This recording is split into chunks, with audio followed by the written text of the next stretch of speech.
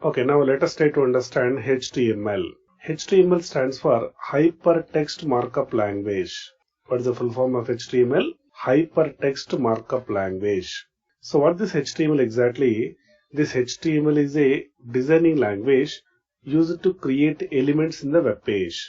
It is a designing language used to create elements in the web page. It is not a programming language. It doesn't contain the programming related concepts. So no variables, no control statements, no operators in HTML. It is not a programming language to contain all those topics. Only it contains some designing related concepts. What kind of designing? Not a graphics designing, not animation designing. HTML is meant for creating web page. Exactly, it contains certain designing concepts to create elements in the web page. What is the meaning of element? Element means any item present in the web page. See this item, for example. Now here you can see Gmail, images. You can see one icon, sign in. All these are elements. You can see some hyperlinks, some icons, some buttons, some pictures, text boxes, buttons. Each and everything you can see here, no?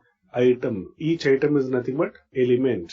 To create elements in the web page, we require a designing language. Such a designing language is HTML. Understand now, HTML is not a programming language. It is a designing language to create elements in the web page. HTML was developed by Tim Berners-Lee. He is the name of the person who developed HTML language. Okay. And HTML is supported by all the browsers. So HTML code will be executed by whom? Browsers only. Browsers have to execute the HTML code. So HTML is supported by all the browsers. Whatever I told earlier, all these browsers support HTML because these browsers only have to execute the HTML code. Clear. Next, HTML is interpreter-based language. What is the meaning of interpreter-based language? Basically, HTML, Java, C#, all these are examples of high-level languages. High-level languages needs to be converted into machine-level languages, then only they will execute. So, in order to convert the high-level language to machine-level language, some kind of predefined programs are required. Such a predefined programs are either compiler or interpreter. Compiler converts the complete program at a time into machine language, whereas interpreter will convert each line by line into machine level language. Understand the difference? Suppose we have written a program.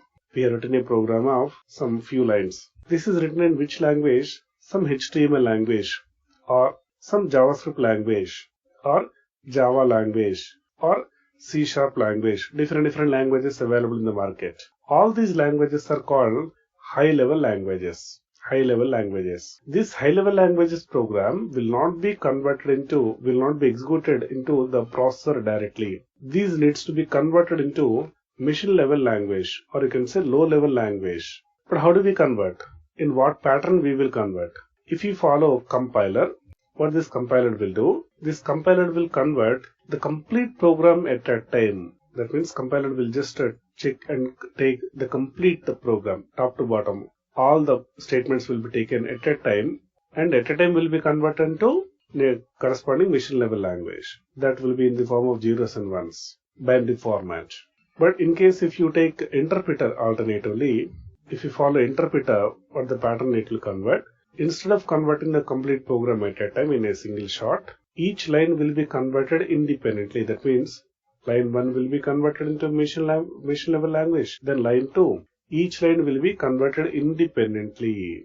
If you are converting each line independently, that you have to call it as interpreter.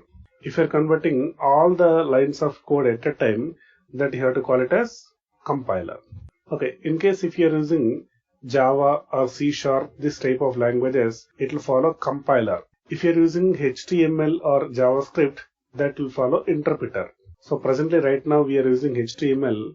That's why which one we are following? Obviously interpreter. There is no compilation process for HTML. Directly at the time of execution it will go for interpretation only. Okay. So next what you can try to understand. HTML file extension is .html. We can give any file name with the .html extension only we have to create. With .html. You can give any file name. For example, you can give sample. In place of sample, we can give any other name. .html you will give. .html says that it is a HTML program. Generally, based on the file extension, you will decide what type of file, particularly what kind of programming language is it. For example, .c means a C language file, .java means Java program, just like that. .html means HTML program. Okay, now we are discussing about HTML editors. To create HTML program, we require any one editor. To write the program, to save the program, we require editor. Think about, if there is no editor, we cannot type the program, we cannot save the program. See, for example, you want to create a PowerPoint presentation for your project in your academic year. Okay, you want to submit your review. What will you do? You require to use a PowerPoint software to create a presentation. Suppose you want to create a research paper. What will you do? You have to use MS Word. Like that, we have to use some built-in ready-made applications to make your presentations or documents or pictures, whatever you like. Same way, to make HTML programs, we require to use some editor. That editor will help you to write the program, to save the program, to modify the program. So, whenever we are using a software to create the HTML program, that software is said to be editor. Okay, editor is used to create or edit HTML programs. So, but there is no specific exact editor for HTML. Alternatively, it's a choice of editors. You can use any editor of your own choice. So either we can use Notepad, we can use Notepad++, we can use Edit+, we can use Dreamweaver, we can use Visual Studio Code, we can use Eclipse, we can use Sublime Text, we can use Atom, we can use WebStorm, we can use Brackets, we can use. Like this, we have several options. But here, we can use any one of these except Notepad. We don't suggest Notepad because the problem is, in Notepad, it doesn't highlight the syntax. It doesn't highlight the tag names and attribute names clearly. That's why it will be very difficult to write the program really in Notepad. It's very horrible experience. That's why we don't prefer Notepad. So we can use either of these software. But all these software we have to install. If you want to use any one of these software, we have to install it. All these are not built-in software in the operating system itself. You have to install either of these, whichever you would like to use. Anyway, I recommend which one? Visual Studio Code. Because many real-time developers are using Visual Studio Code here. Because it is very easy when compared with any other software. With less efforts, we can follow that, easily we can understand that. It's too much flexible, very much modern, very much customizable also. And of course, it's a free. It's supported in Windows and Linux and Mac operating systems. That is the reason Visual Studio Code I recommend. And in real time also, mostly you need to work with Visual Studio Code only. Even in case if you need to work with any other operating system, other software also, don't much worry about that. Because the same code works in everywhere. Same code works everywhere. Like whatever code we are learning in this classroom, same code exactly works with the Dreamweaver or Eclipse or Sublime Text. Everywhere it works. Only just to look and feel, colors will be vary, but overall the programs are same. So please concentrate on the coding, syntaxes. How do you create the programs? So don't depend on the predefined options or look and feel of the editor. You should be able to work everywhere. Okay, anyways, first I will show how to install this Visual Studio Code software for you. So in order to install it, just go to visualstudio.com. Now the website is code.visualstudio.com. Check the website name, code.visualstudio.com. What you have to follow? Code.visualstudio.com site you have to go for. And directly we can click on download for Windows.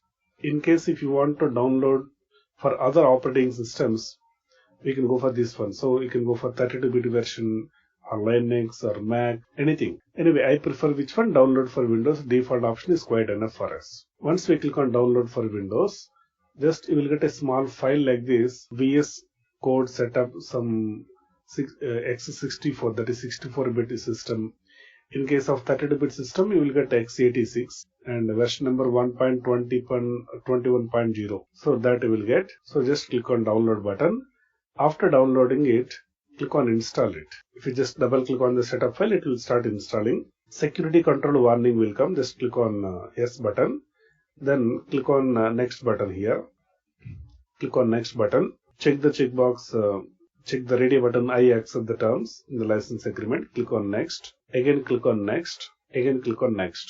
But here we have to choose options like add open with code in file menu and open with code in directory context menu. Both of these we have to select. Because if you select these two options, what is the benefit for you? After installing, actually, if you just right click on any one folder or file, for example, I just right click on some particular file, you'll be having an option like open with code.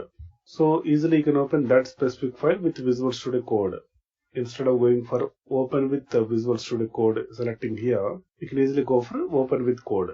So for that reason, I prefer this one. Select both of these, add open with code in file menu and directory context menu. Click on next button, install button. And then it will take just 1 or 2 minutes to install. Okay, now installation is completed. Then after that, we have to just uncheck the checkbox launch and click on finish. Now installation is completed, we can say. Anyway, how to open the Visual Studio Code, how to create the new program, how to execute that new program, that process I will explain later. Okay, don't confuse about that. And before going for the practical session, we have to understand one more point, syntax of HTML program. Even before that, we have to understand tags. HTML tags we have to understand. So what is the meaning of tag? A tag is a instruction to browser. You want to pass some instruction to browser. Each instruction to browser is called as a tag. Hey browser, display the heading. Hey browser, display the paragraph. Hey browser, display the image. Hey browser, display some hyperlink. So any kind of tags, any kind of instructions to browser is called as tag. So what is a tag here? A tag is a instruction or command to browser to display specific item. So to display anything, suppose you want to display this heading, this paragraph, something you want to display. To display something, you want to pass instruction to the browser. Each instruction is called as a tag here. And HTML supports two types of tags, paired tags and unpaired tags available. What are the different types of tags? Paired tags, unpaired tags. So what is the meaning of paired and unpaired? Let us try to understand. Here pair, generally what is the meaning of pair? Two. So paired tag means opening plus closing. Two tags, opening, closing. For the same command only, you will write opening plus closing. This is opening tag. This is closing tag. Less than, greater than means just opening tag. Less than, greater than with a slash in the beginning means that is a closing tag. In many times we have to use paired tag. For example, you want to take this particular heading. For example, see, you will take this particular heading. You want to say that the heading begins here. How do you say H1? That means that is the beginning point of the heading. And you want to say heading ends here, slash H1. So this is the beginning point of the heading. This is ending point of the heading. Any kind of beginning, ending is called as what? Paired tag, opening plus closing. But this is one image. For this image, we have to just use IMG tag. IMG tag means the complete image. There is no specific beginning, ending point for the image. The image itself is image. So like this, sometimes we have to use a opening, closing, that is paired tag. Sometimes a single tag, that is unpaired tag. Whenever there is a single tag, that is called unpaired tag. Whenever there is opening and closing separately, that is said to be paired tag. So both are useful for us. It's not like paired tags are better or unpaired tags are better. Depending on the nature of what information we are displaying, we have to use suitable type of tag. But however, most of the predefined tags are paired tags. Very few are unpaired tags. Now I will show the list of available predefined HTML tags. List of HTML tags. I will show the list of HTML tags, whichever you have to use. First we have to use some tag called HTML. Head, title, body, understand? And next heading tags, H1. Anyway, what is the head, what is title, what is body, how to use them practically. All these things I will explain in the further lessons. Don't much confuse about that. Okay, H1, H2, H3, all these heading tags. P tag, H7 is not available. So H7 is not there, just a P tag. P for paragraph. Next, B tag, B for bold, I for italic, U for underline. Anyway, all these things I will explain in the further lessons practically with examples with real-time usages. So just I will show the list, quick list of HTML tags, what we are going to learn in the further lessons. Next, strike tag available, strong tag available, M tag, emphasis tag, soup tag and sub tag, superscript, subscript. Next, pre tag, ABBR, BDO, A tag, A for anchor tag, used for hyperlinks. Okay, next list tags, UL, UL, OL, LI, these are list tags. Next also DL, DD, DT also list tags. Next table tag, table, TR, TH, TD, caption, iframe. Next form tags like form, button, label, text area, select, option, OPT group, next field set, legend, div, span. Okay, so these are the list of paired tags. Also we have few more tags like script tag also available, style tag is available, script and style. No script also available. Okay, this is the complete list of paired tags. So far we have seen which one are paired tags only. 1 to 49 are paired tags. And also we have a list of unpaired tags like BR, HR, IMG, meta, link, input. So totally we have 55. Out of 55, totally 49 are paired tags. Remaining 6 are what? Unpaired tags. Okay, this is the list of complete available HTML tags. So in the further lessons, we will understand all these tags in detail with practical examples. So don't much worry about all these things.